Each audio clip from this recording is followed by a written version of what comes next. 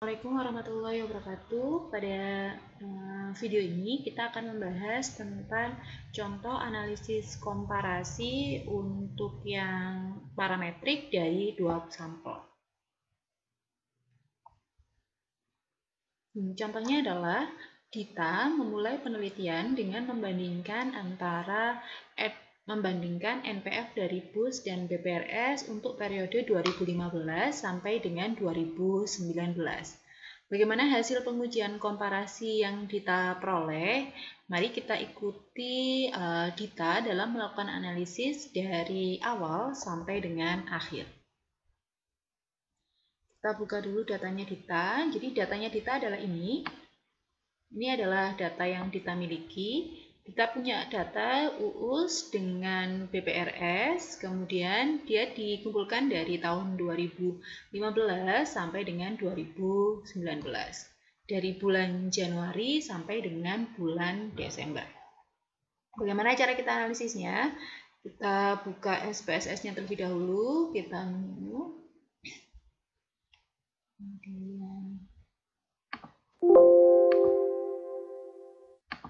kita buat baru.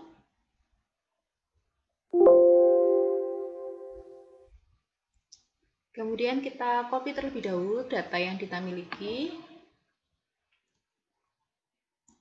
Copy. Kita letakkan di sebelah sini. Paste. Kita beri nama, misalkan di sini adalah NPF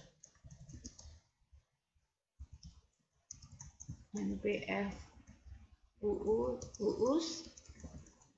Satunya lagi adalah NPF BUS. Karena kita mau melakukan perbandingan dengan menggunakan uji yang independen, maka teman-teman harus menggabungkan dua data ini menjadi satu kolom. Jadi caranya seperti ini, di copy dulu. Saya copy. Saya letakkan sebelah sini, saya beri angka 1. Jadi 1 itu artinya untuk BUS. Saya copy seperti ini.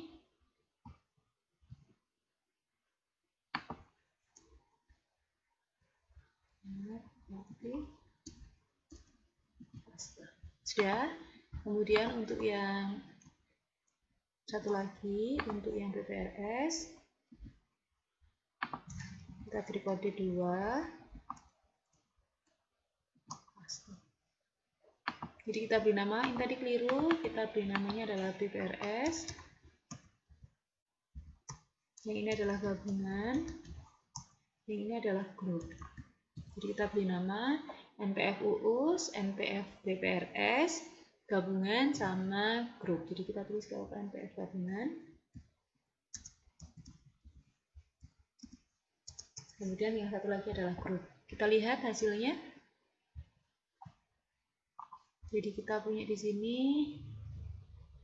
NPF UUS, NPF BPRS, NPF gabungan, dan NPF grup. Cara yang pertama yang akan kita lakukan adalah pengujian normalitas. Biasa kita klik Analyze, kemudian Non-Parametric Test, Legacy Dialog, kita pilih One Sample KS. Kita masukkan NPF UUS, dan NPF BPRS. Kita copy seperti ini, kemudian klik OK. Hasilnya adalah seperti ini. Bagaimana cara membaca hasilnya? Jadi, setelah kita melakukan datanya, kita inputkan di dalam SPSS, kemudian kita akan mendapatkan hasil uji normalitasnya, di mana hipotesis uji normalitas adalah H0 data berdistribusi normal, HA data tidak berdistribusi normal. Hasilnya adalah seperti ini. Perhatikan bagian yang ada di sini.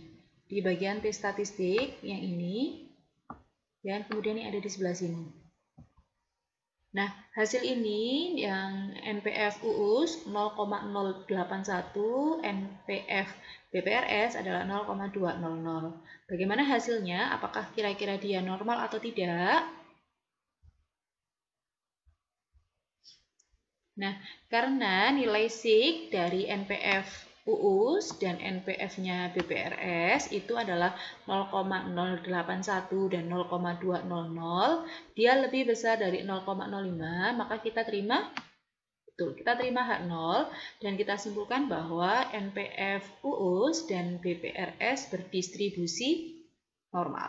Karena dia berdistribusi normal, maka kita bisa menggunakan uji T independen. Uji T independen. Jadi kita makainya nanti uji T independen. Nah, bagaimana caranya? Setelah pengujian normalitas, kita masuk ke uji T yang independen, klik Analyze, kemudian klik Compare Mean, kemudian di sini ada Independent Sample T-Test. Nah, yang dimasukkan di dalam tes variabel adalah NPF gabungan. Kita klik sebelah sini, kita masukkan, kemudian group kita letakkan di bagian grouping variabel. Nah, di sini kalau teman-teman mau oke belum bisa karena define groupnya belum teman-teman aktifkan. Klik define group. Grup 1 adalah 1, grup 2 adalah angka 2. Kemudian kita continue. Kemudian bisa kita oke. Nah, kemudian hasil ini kita copy, kemudian kita analisis di bagian selanjutnya. Jadi di sini ada grup statistik untuk mengetahui berapa besar mean, standar error, kemudian standar deviasi, jumlah data yang kita gunakan. Kemudian yang di sini independent sample t-test.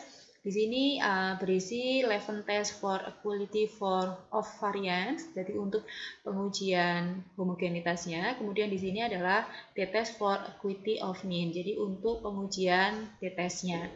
Nah, bagaimana hasil pengujian t-testnya? Kita coba uji bagaimana hasil kita. Jadi pengujian homogenitasnya, hipotesisnya kan ada H0, tidak ada perbedaan varian dari NPF UUS dan NPF BPRS, kemudian HA-nya adalah ada perbedaan varian dari NPF UUS dan NPF-nya BPRS. Hasilnya adalah sebagai berikut.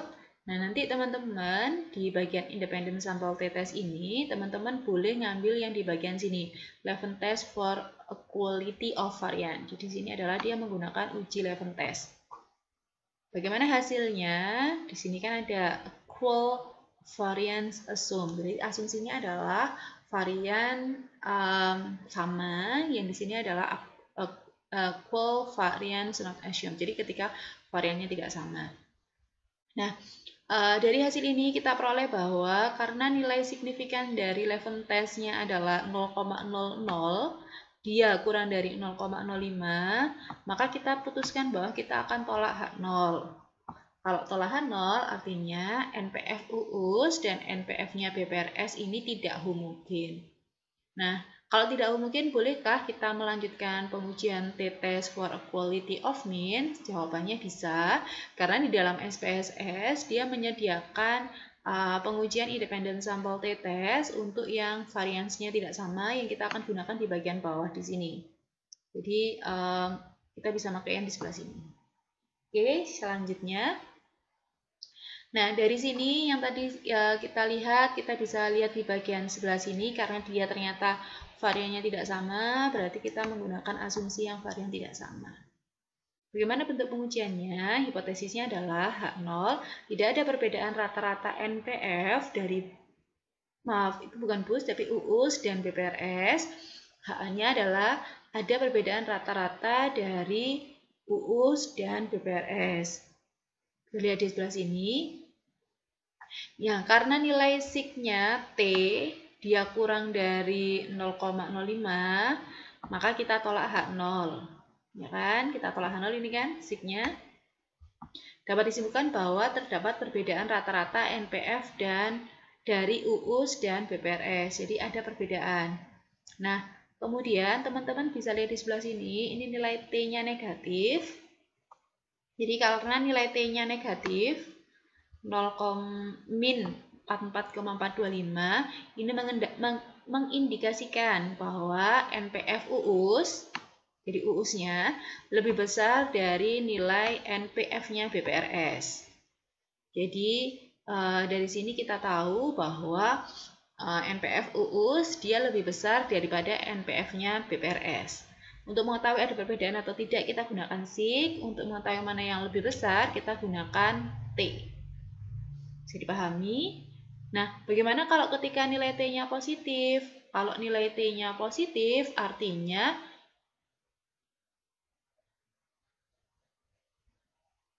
Sebentar. Kalau nilai T-nya negatif, artinya kita coba lihat di sebentar.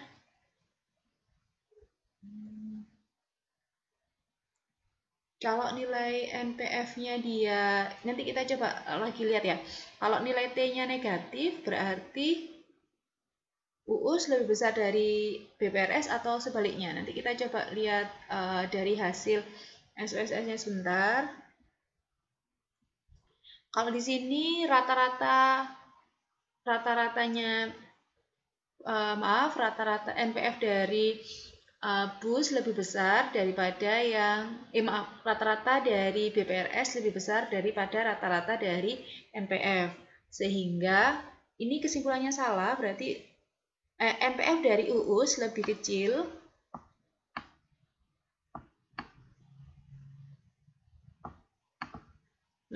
dari rata-rata NPF-nya BPRS. Jadi dia lebih besar atau lebih kecil dilihat dari ininya. Kalau dia positif, jadi di sini kalau T-nya positif, maka dia lebih besar.